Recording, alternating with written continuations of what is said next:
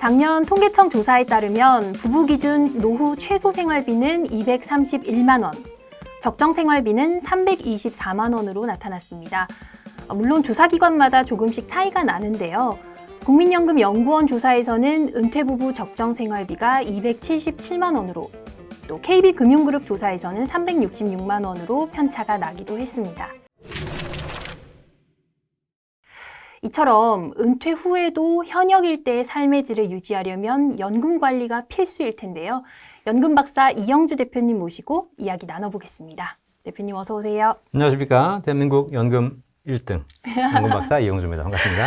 사실 나이가 들면 네. 좀 생활비가 젊었을 때보다는 줄어들지 않을까 싶긴 한데 이런 네. 조사들 보면 적정 생활비, 네. 최소 생활비가 꽤 높게 느껴지거든요. 그렇죠. 시대가 바뀌었어요. 30년 전 우리 어머니 아버님 세대는 나이가 들면 노후가 되면 생활비가 안 들었어요. 기본적으로 젊을 때 무슨 자동차를 탔어, 여행을 갔어, 무슨 영화를 봤어, 핸드폰을 썼어. 아무것도 안 했잖아요. 그죠? 우리 30년 전 우리 부모님 세대의 노후는 인생을 정리하는 기간이었죠. 돈이 당연히 안 들어갔죠. 근데 시대가 바뀌었잖아요, 지금. 100세 시대죠. 네. 뭐 오래 사는 것도 더 커졌기 때문에 수명이 길어지면서 더 많이 들어가는 것도 있지만 나이 60세 딱 은퇴하면 그다음부터 자동차 안 타요? 타죠. 핸드폰 끊어? 아니죠. 여행 안 가? 영화 안 봐? 제2의 인생 살아야죠. 그럼요. 네. 그렇기 때문에 옛날 생각하면서 지금 현재 노후를 생각하면 안 된다. 그러네요. 생활 수준이 그때랑은 좀 많이 달라져 있죠. 지금 우리는 이제 문화생활도 많이 하고 있고 여유도 많이 즐기고 있겠고 더 큰 문제는 뭐냐면 우리가 나이가 들면 생활비가 덜 든다고 생각하시는데 젊을 때가 오히려 생활비가 덜 들어요. 왜요? 젊을 때 직장 다니지 않습니까? 네. 그러면 하루에 8시간, 일주일에 5일, 6일 돈 버느라고 살고 있어요. 아, 돈 버느라고 돈 쓸 시간이 없는 거야. 젊을 때는 언제 쓰겠습니까? 젊을 때는 써봐야 주말에 잠깐 쓰는 겁니다. 그렇죠. 그런데 나중에 퇴직해보세요. 하루 24시간, 1년 365일 돈 쓸 일밖에 없잖아요. 그러네요. 먹는 거부터 그러니까 어디 나가면 다 무조건 돈이죠. 돈이에요. 나가면. 아니 그러네요. 그다음에 회사 다닐 때는 뭐 직장에서 점심을 주기도 하고 뭐 법인카드를 주기도 하고 기름값을 지원하기도 하고 핸드폰 비용을 지원하기도 하죠. 근데 나이가 들 퇴직하면 누가 그걸 지원해줘요? 그러네요. 젊을 때 누가 사주기도 하고. 그러니까요. 네. 전부 자기가 내야 되는 거예요. 그러니까 돈이 더 많이 들어가요. 더군다나 평균 수명이 길어지면서 우리가 노후 생활비를 3가지로 정리할 필요가 있습니다. 네. 첫 번째가 기초 생활비, 예. 기본적인 생활비죠. 네. 두 번째가 품위 유지비, 주변 사람들에게 좀 약간 좀 이렇게 베풀어야 되잖아요. 베풀어야 되고 이런 거. 그다음 마지막으로 건강 관리비. 이 3가지, 뭐 질병 이런 거 있지 않습니까? 그러네요. 그래서 혹시 이 방송 보시는 분 중에서 노후에는 생활비가 덜 들겠지. 이거 뭐 통계 자료에서 200만 원, 300만 원 나온다고 했는데 저거 다 거짓말이야. 얼마 안 들어. 라고 하시는 분들은 실제 여러분들이 가계부를 한번 적어보세요. 노후에 내가 얼마를 쓸 것인가. 그러면 물론 내가 시골에서 아무것도 안 하고 농사 지면서 그냥 풀 뜯어 먹으면서 살겠다. 이런 분들은 100만 원, 150만 원 살 수 있을지 모르겠지만 적어도 서울 경기에서 사시는 분들, 특히 뭐 예를 들면 내가 강남에 이렇게 산다. 그러면 아니 1년에 종부세만 무슨 1,000만 원, 2,000만 원 나오는데 그렇게 따지고 나면 자동차 굴리고 뭐 세금 내고 보험료 내고 기본적인 생활비 이런 거 하게 되면 한 달에 500만 원 가지고도 충분치 않습니다. 와. 아니 근데 국민연금 월 평균 수령액이 64만 원 이 네. 정도인데 이걸로는 그러면 생활하기가 턱없이 부족한 거 아니에요? 그럼요. 그러니까 국민연금 만약에 64만 원밖에 없다. 국민연금밖에 없다. 네, 하면. 그러면 다른 자산이 좀 있으셔야 되는 것이고 다른 자산이 없으신 분들은 어쩔 수 없이 이제 노후에도 일을 해서 소득을 만들어내야 되는 것이죠. 근데 아까 대표님 뭐 500만 원이 있어도 부족하다 하셨는데 네. 그거 만들 수 있는 방법이 있어요? 근데 이 국민연금이 지금 월 평균 수령이 64만 원밖에 안 된다 그랬는데 네. 불과 얼마 전까지만 해도 50만 원대였고요. 아, 이게 그렇죠. 팍팍팍 올라가고 있어요. 이게 왜 그러냐면 국민연금 수령액이 적게 보이는 가장 큰 이유, 평균 수령액이 적게 보이는 가장 큰 이유는 지금 국민연금 받으시는 분들의 대부분은 국민연금을 풀로 가입하신 분들이 아니에요.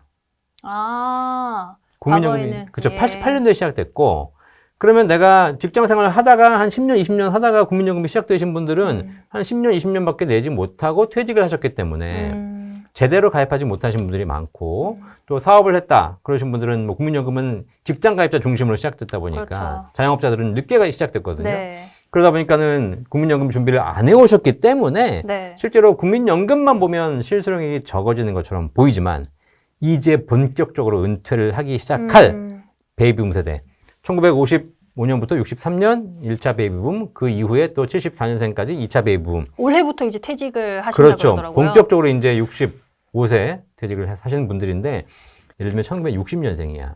대학 졸업하고 20대 후반에 직장 취직 딱 했어. 군대 네. 갔다 와서. 그런데 들어가자마자 첫 달부터 국민연금이 시작된 겁니다. 그러네요, 시기상. 네. 그분들이 직장 생활 30년, 35년 하시고 이번에 이제 은퇴하시는 거예요. 퇴직. 그렇기 때문에 이런 분들이 국민연금 얼마 받냐면 한 달에 200만 원 받아요. 이러다 보니까 실제로 굉장히 많은 분들이 연금액을 많이 받고 많이 준비했기 때문에 앞으로는 이 국민연금 월평균 수급액이 급격히 올라갈 겁니다. 그럼 500, 나머지는 어떻게 준비하면 돼? 개인연금이나 이런 걸로요? 자, 그래서 아니 그런 거 여기 다 알려주면 안 되는데. 극비례.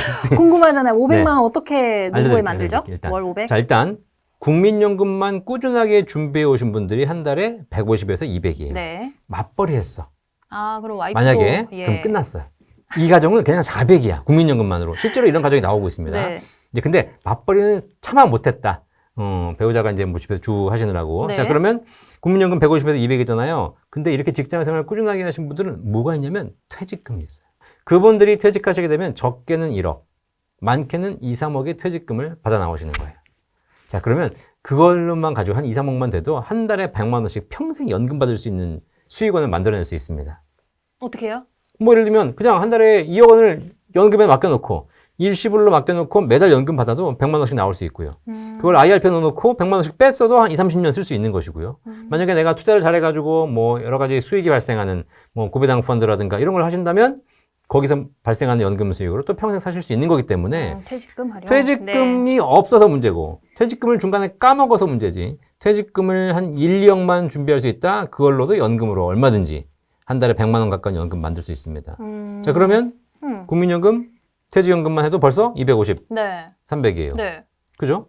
자, 거기다가 내가 개인 스스로 연금 준비한 게 있잖아요. 요즘 많이들 하시죠. 뭐 네. 과거부터 해오신 분도 계시고 뭐 연금저축, IRP는 이런 건 맞아요. 90년대부터 있었던 제도니까 연금저축은 94년부터 시행됐고 IRP는 2008년인가? 어쨌든 그런 걸 쭉 하면서 내가 개인적으로 준비해왔다. 거기도 한 5천만 원 1억이 있으시면 그것도 또 연금으로 전환이 가능하면 그것도 한 달에 한 50만 원, 100만 원 만들 수 있습니다. 그럼 벌써 한 3, 400은 된 겁니다. 네. 거기다가 주택연금이라는 제도가 있어요. 아, 내 살고 있는 집을 주택금융공사에다가 맡기고. 맞아요. 네. 우리나라는 네. 부동산 자산 비중이 높기 때문에 예. 부동산을 뭐 자녀에게 물려주고 가겠다. 이 집만큼은 자식한테 줘야지. 뭐 이런 생각 가지고 계시면 그냥 나는 쫄쫄 굶으면서 자식 주고 가시면 돼요. 주택을 물려줬더니 그거 자녀들끼리 또 싸워. 서로 안 봐. 그러니까 이러지 말고 그냥 당신이 평생 모은 집, 당신이 평생 연금 받고 가셔라. 자녀는 자녀대로 그냥 알아서 사는 거고 뭐 손 벌리지 말고. 그래서 우리나라는 주택연금 제도가 도입이 되어가지고 벌써 한 15년 이상 역사가 되거든요. 네. 주택연금 집값 시세로 1억당 70세에 가입하시게 되면 월 30만 원 받아요. 그럼 내 집값이 예를 들면 5억이야. 그럼 150만 원 평생 받습니다. 근데 젊을 때 가입하면 조금 줄어들잖아요. 그죠? 젊을 때는 가입하시면 안 되죠. 조금 나이 55세부터 들어서? 가입이 가능하지만 네. 어차피 주택연금이라는 게 이 집에 살면서 받는 거고 집을 이동하는 것이 그렇게 바람직하지는 않거든요. 그래서 결국은 주택연금은 70세 이후에 내 평생의 주거지가 확정됐을 때 그 집에 살면서 연금 받는 것이 제일 좋고요. 네. 가장 많이 가입하시는 분들은 그래서 70대 초반에 한 4억에서 5억대 정도의 주택으로 가입을 하세요. 그러면 150만 원을 평생 돌아가실 때까지 받을 수 있습니다. 고정이 되니까. 네. 자, 그럼 더 해보세요.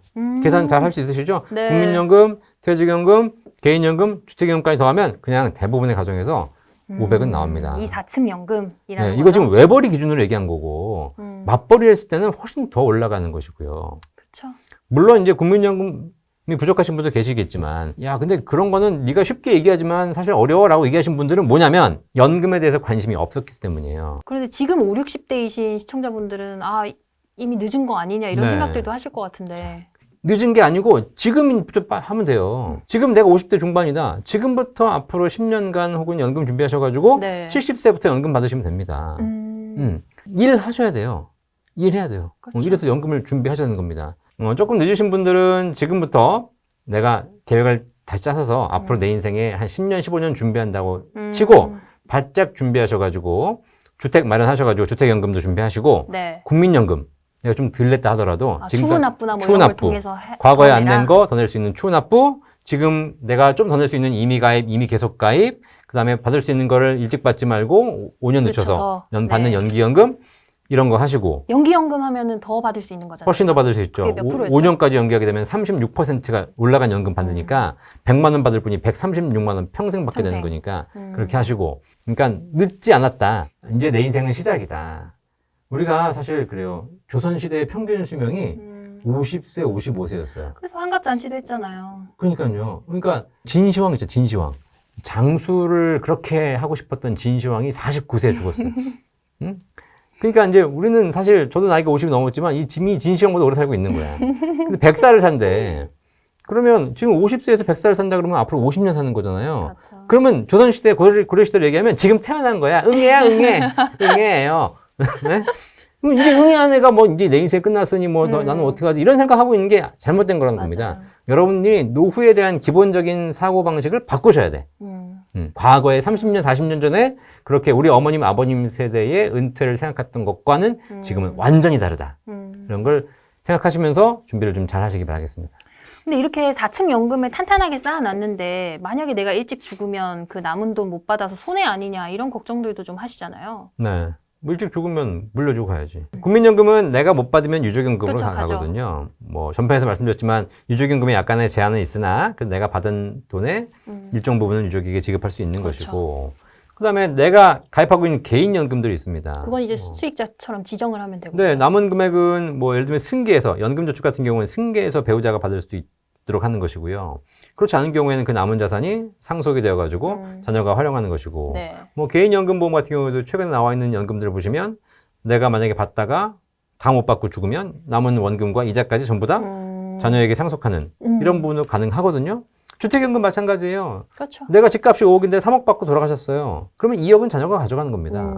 근데 내가 주택값이 5억인데 내가 7억 받고 돌아가셨어요. 그럼 나머지 차액 2억을 자녀가 상환하는 것이 아니라 아니죠. 네. 아니라 자녀는 괜찮아요. 그냥 국가가 알아서 처분해 주는 겁니다. 그러네요. 자, 그러니까 지금 그렇게 잘 되어 있으니까 뭐 일찍 죽으면 어쩔 수 없겠지만 손해 보는 건 아니다. 어떤지 알겠어요. 아, 그리고 대표님, 요즘에는 워낙 뭐 투자 상품들, 투자 수단들이 많다 보니까 비교들을 많이 하시잖아요. 네. 그래서 어떤 분들은 이제 월 500만 원 받는 그런 연금보다는 차라리 뭐 10억 목돈을 마련하는 게 더 낫지 않냐 네. 이런 생각들도 하시거든요. 제가 연구해 보니까 노후에 목돈 가지고 계신 분도 있고 연금 가지고 계신 분도 있는데 목돈 가지고 계신 분 중에 행복한 분도 있고 불행한 분도 계세요. 그건 알 수 없는 거죠. 예. 그죠? 그런데 연금 가지고 있는 사람들은 다 행복해요. 신경 쓸 필요가 없어서 그런가요? 네. 그러니까 100%의 확률로 행복해. 아, 그럼 나는 50%의 확률로 내 미래를 걸 것인가? 아니면 100%의 확률로 행복을 하게 걸 것인가?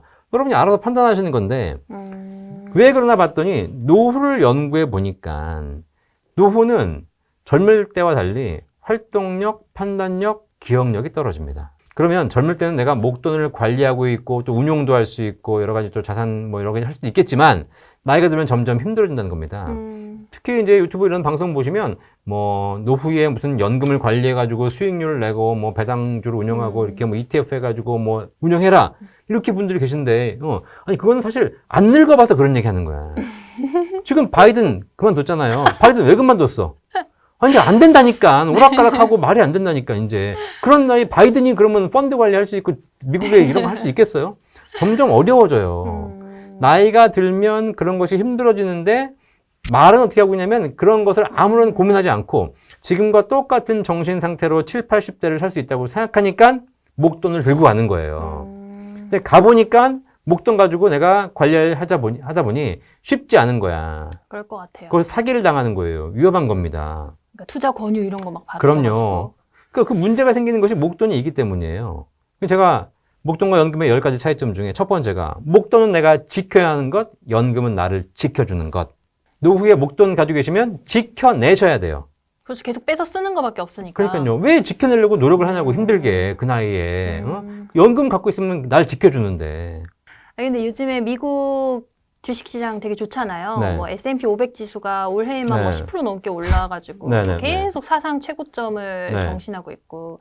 그럼 이런 미국 증시에 지수에 뭐 장기 투자해놓고 이런 건 어때요? ETF를 통해서? 20년 후에 연금을 한 것보다 미국 ETF를 투자하시는 것이 무조건 수익이 좋습니다. 그렇죠. 우상향을 하더라고요. 역사적으로. 그럼요. 무조건 좋아요. 그런데 중요한 건 뭐냐면 20년 후에 미국 ETF를 20년 동안 들고 있는 사람은 없어요. 그게 핵심이야. 수익이 좋다는 거는 기정화된 사실이지만 그 수익이 당신 게 아니라고. 무슨 얘기냐? 삼성전자가 지난 30년간 2만 원짜리 주식이 지금 8만 원. 근데 이 8만 원이 액면 분할을 했기 때문에 실제로는 400만 원짜리예요. 그렇죠. 2만 원이 400만 원까지 거의 2000%, 200배의 수익을 올렸어요. 그죠? 삼성전자를 30년간 갖고 있었으면 200배 수익이 났다니까요. 갖고 있는 사람 있어, 없어? 없어요. 이론적으로는 다 할 수 있어. 네. 하지만 아무도 못해. 주식을 장기 보유해서 돈 번 사람은 있어, 없어? 없어요. 100명 중에 99명이 다 실패했어. 네. 이게 핵심이에요. 우리 그 투자 심리 때문에 그렇다는 말씀이시고 네. 그럼 저희 시청자분들께 꼭 이것만은 좀 강조하고 싶다 하시는 말씀 있으면 좀 마지막으로 부탁드릴게요. 자, 투자를 하시는 것도 좋고 연금을 하시는 것도 좋습니다. 근데 저는 사실 투자에 대한 반대 의견이 아니고 저도 투자를 하고 있어요. 근데 중요한 건 그것에 대해서 제가 이렇게 말씀드리고 싶어요. 연금은 밥, 주식은 반찬. 이게 무슨 얘기냐면 우리가 밥 먹으러 가면 밥도 먹고 반찬도 먹잖아요. 근데 우리가 점심 먹으러 갈 때 무슨 얘기 하냐면 야, 오늘 저기 뭐 먹으러 갈까? 그럼 대부분 다 뭐 김치찌개 먹을까? 뭐 된장찌개 먹을까? 제육볶음 먹을까? 오징어 볶음 먹을까? 이런 얘기 합니다. 맞아요. 이게 전부 무슨 얘기죠? 반찬 이야기예요. 왜 그러냐면 반찬은 화려하기 때문입니다. 반찬은 맛있기 때문입니다. 반찬은 다양하기 때문이죠. 자, 그래서 반찬 골라서 갑니다. 여러분이 식사하실 때 반찬만 한번 드셔보세요. 처음에 맛있어요. 두 번, 세 번, 네 번 먹기 시작하면 짜서 못 먹어요. 맞아요. 여러분들이 반찬이 맛있는데 맛있고 화려한 반찬을 진짜 잘 먹을 수 있는 가장 큰 이유는 밥이 있기 때문이에요. 이 밥을 절대 소홀하게 생각하시면 안 돼요. 그리고 반찬은 수천 년간 계속 변해왔습니다. 역사를 따라서 옛날에는 나물을 먹었고 지금은 뭐 찌개를 먹고 앞으로는 뭘 변해왔어요. 식성에 따라서도 그렇고 그렇죠. 시대에 따라서도. 하지만 그 수천 년간 반찬이 변하면서도 변하지 않은 게 뭐예요? 밥이에요. 주식. 아시겠죠? 자, 그래서 제가 말씀드리고 싶은 건 뭐냐면 제가 노후를 상담해보고 연구해봐도요. 노후에 주식하신 분도 있고 부동산 투자하신 분도 계세요. 근데 그분들 중에서 진짜 잘하시는 분들은 소득, 연금이 확보되신 분들이 잘해요. 젊을 때 여러분들이 투자를 더 잘할 수 있는 이유는 열심히 일하면 월급, 급여 소득이 있기 때문에 그걸로 내가 투자도 하고 대출도 받고 이런 거 하는 거죠. 노후에 마찬가지입니다. 소득이 있는 사람이 투자를 더 잘합니다. 밥을 제대로 준비한 사람이 반찬을 더 맛있게 먹어요. 연금은 밥, 주식은 반찬. 이 두 개는 서로 뗄래야 뗄 것이 아니라 같이 가야 되는 것인데 우리 사회는 밥의 중요성을 소홀히 하고 어떻게 하면 투자를 통해서 수익을 낼 것인가만 관심이 있는 거예요. 근데 여러분들이 그걸 진짜 잘하고 싶으시면 지금부터 더 늦기 전에 밥, 연금에 대한 준비를 더 먼저 하십시오. 이게 제대로 준비되어 있어야 여러분 노후 행복하고 여러분 투자도 더 성공하실 거라고 제가 장담해 드리겠습니다. 네, 오늘도 이렇게 귀한 말씀 주신 이영주 대표님 정말 다시 한번 감사드립니다. 감사합니다.